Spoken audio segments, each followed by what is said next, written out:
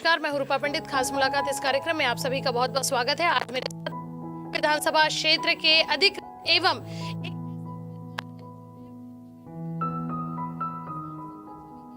पहचाने जाते हैं और इनके बारे में सबसे बड़ी बात कि ये जमीन से जुड़े कार्यकर्ता है। ये ऑलरेडी 2 बार विधायक रह चुके हैं और एक बार फिर उन्हें मौका मिला है। तो निश्चित रूप से जो व्यक्ति जमीन से जुड़ा होता है उन्हें लोगों की हर समस्याएं जो रहती है वो उनसे भली भांति वाकिफ होते हैं। सबसे पहले तो सुधीर सर, आपका बहुत बहुत स्वागत है हमारे।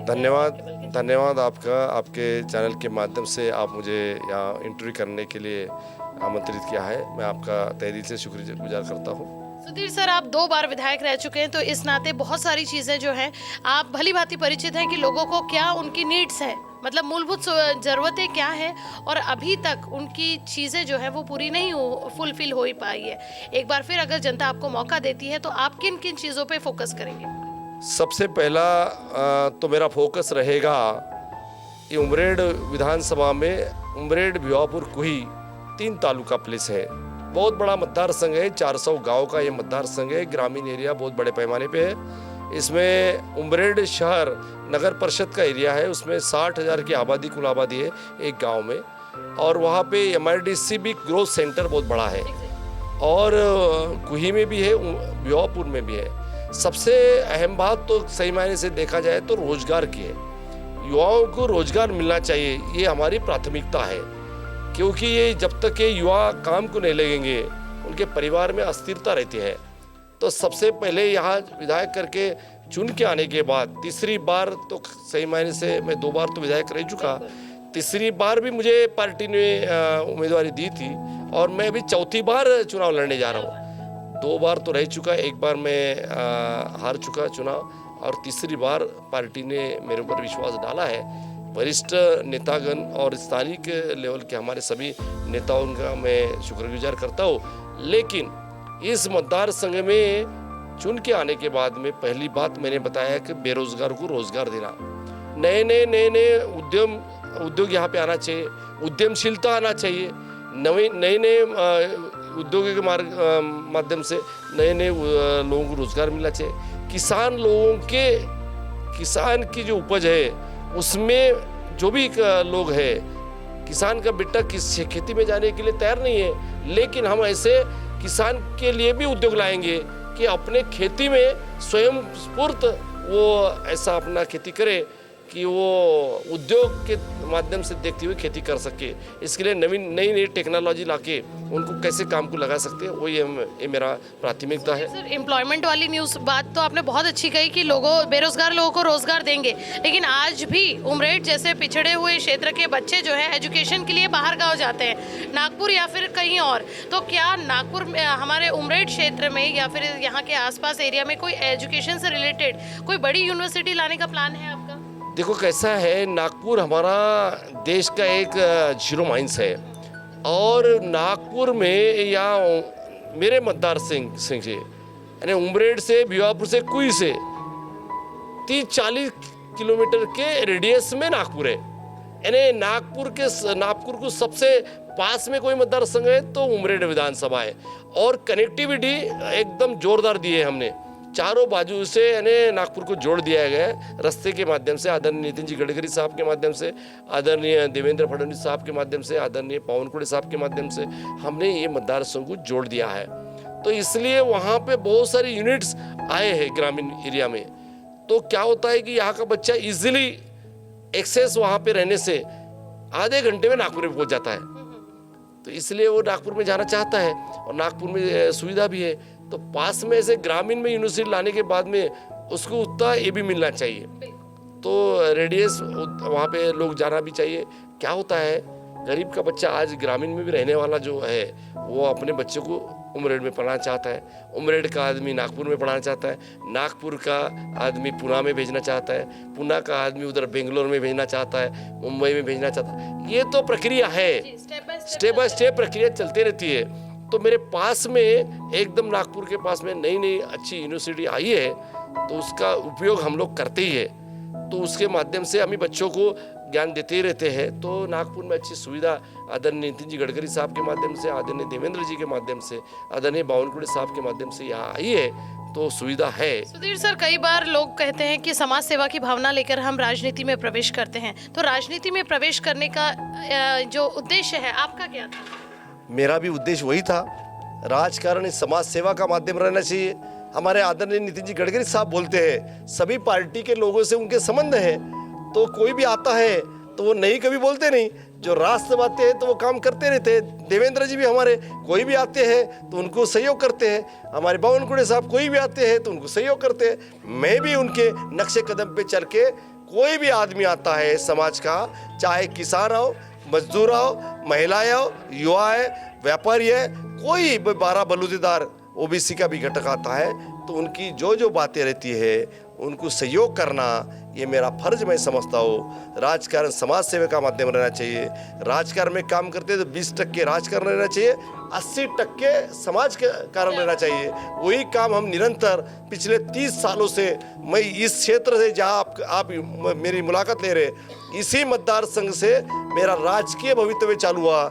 इसी मतदार संघ में झटपी काउंसिलर था और ऐसे निरंतर लगातार मैं 7 चुनाव लड़ चुका हूँ। तो ये पार्टी ने मेरे ऊपर बहुत बड़ा विश्वास रखा है, वो विश्वास को मैंने तड़ा जाने नहीं दिया। किसान आते हैं उसके लिए भी काम करता हूँ, छोटा बच्चा भी आता है उनके सुविधा के लिए काम करता हूँ, उनके पांदन रास्ते के लिए काम करता हूँ, एमएससीबी की लाइन के लिए काम करता हूँ, बेरोजगार को रोजगार देने के लिए काम करता हूँ। यानी हर सेगमेंट में जो जो सेगमेंट प्रशासन में आता है, जो आदिवासी के लिए, मागास वर्ग के लिए, ओबीसी के लिए, समाज का जो भी पिछड़ा वर्ग है, समाज का आखिरी पंक्ति में रहने वाला जो आदमी है, उसको मुख्य धारा में कैसे ला सकते हैं और समाज में जोड़ के सभी एक भाईचारे के साथ में समाज को कैसे खड़ा कर सकते हैं, उसी दिशा में मेरा काम करना निरंतर चालू है। सर, आखिरी सवाल कि महायुति का असर इस बार इलेक्शन में पड़ सकता है? जी, महायुति के माध्यम से आदरणीय एकनाथ जी शिंदे साहब, उनके नेतृत्व में आदरणीय देवेंद्र जी फडणवीस साहब, आदरणीय अजित जी पवार साहब, ये जो 3 लोगों का जोड़ी है, तीनों लोगों का एक साथ एकजुट से काम कर रहे हैं, तो ये महाराष्ट्र में बहुत बड़ा तब्दीली आया है, बदलाव आया है। नई नई योजना है, लाड़की बहन की योजना लाया मध्य प्रदेश सरकार ने। लास्ट 20 सालों से वहाँ पे लाड़की बहन योजना के माध्यम से पैसे दिए हैं और निरंतर महिलाओं का सम्मान किया है।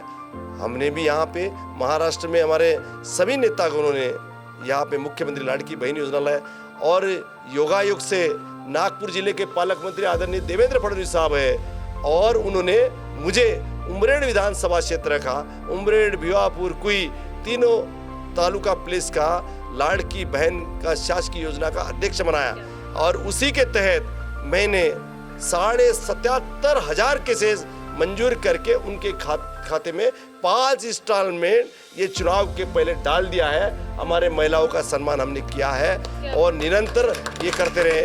और दूसरी योजना है कि हमारे लाड़की बेटी के लिए योजना है, जो छोटी बेटी उनके घर में आई है तो उनके लिए उनके 18 साल होने के बाद में 1,01,000 रुपये देने का वो भी लाड़की बहन की योजना लाए। तो यहाँ पे और दूसरी बात है कि महिलाओं को 3 सिलेंडर मुफ्त की योजना है। अन्नपूर्णा योजना के तहत में हमें बहुत सारे महिलाओं का उज्ज्वला गैस में वहाँ पे रजिस्ट्रेशन हुआ है, लाड़की बहन में भी रजिस्ट्रेशन हुआ है, तो सभी को 3 सिलेंडर मुफ्त की योजना आएगी। किसान भाई यहाँ पे जिस गांव में हमारी मुलाकात आप ले रहे, यहाँ पे किसान के लिए उनकी बिजली 5 साल के लिए मुफ्त माफ कर दिया है और मॉर्निंग में सवेरे लाइन देने का जो वादा किया था वो लाइन सवेरे की भी चालू है।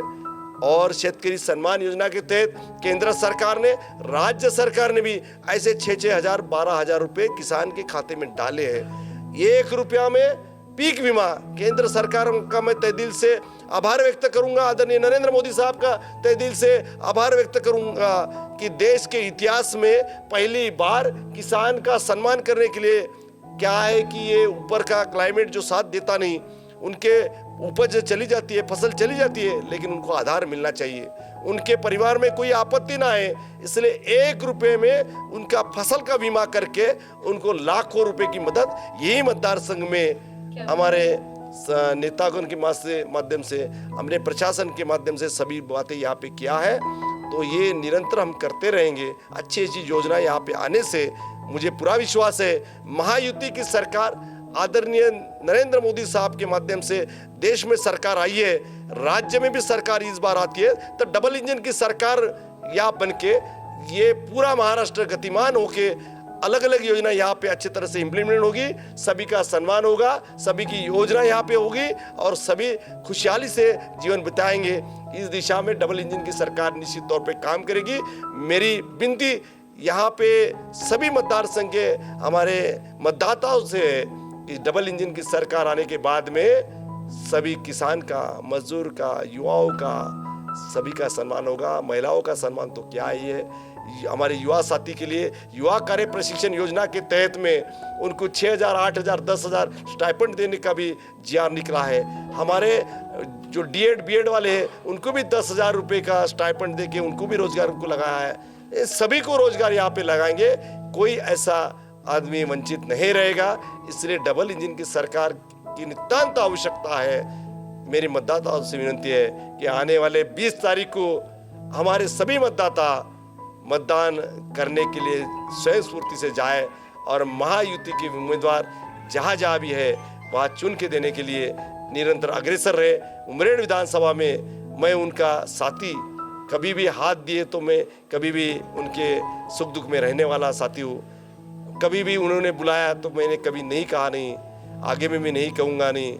उनके सुख दुख में निरंतर रहूँगा, उनकी सेवा निरंतर करूँगा। राजकारण समाज सेवा का माध्यम से सेवक करके जनता की सेवा निरंतर करते रहूँगा। आने वाले 20 तारीख को उमरेड विधानसभा क्षेत्र की जनता ने कमल चिन्ह पे मोहर लगा के प्रचंड भारी मतों से मुझे चुन के दीजिए।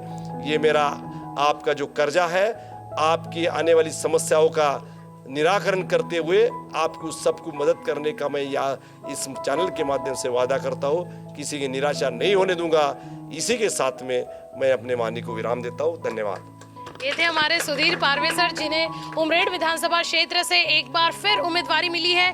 चौथा टर्म है और उम्मीद करते हैं कि जब जमीन से जुड़ा व्यक्ति जो है, जो लोगों की हर छोटी बड़ी तकलीफों को समझता है, तो जाहिर सी बात है। और सबसे बड़ी बात आज जो सुधीर सर ने कहा कि प्रशासन से जुड़ा जो भी व्यक्ति होता है, विधायक वैसे तो वह हर कोई जुड़ा होता है, लेकिन वहाँ से खींच कर निधि लाना ये अपने आप में बहुत बड़ी बात होती है और उस विधि को इम्प्लीमेंट करना।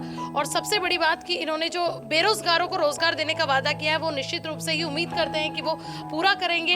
और आने वाले 5 साल जो हैं निश्चित रूप से उमरेड शहर और आसपास का जितना भी एरिया है उसका चेहरा ज़रूर बदलेगा। तो लोगों को भी अब आज के इस टाइम में जो बदलाव चाहिए, हम चाहते हैं कि सुधीर पारवे सर के माध्यम से वो बदलाव लोगों को देखने को मिले और उमरेड शहर का विकास निश्चित रूप से ही हो। कैमरा पर्सन सचिन झोड़ापे के साथ रूपा पंडित की रिपोर्ट।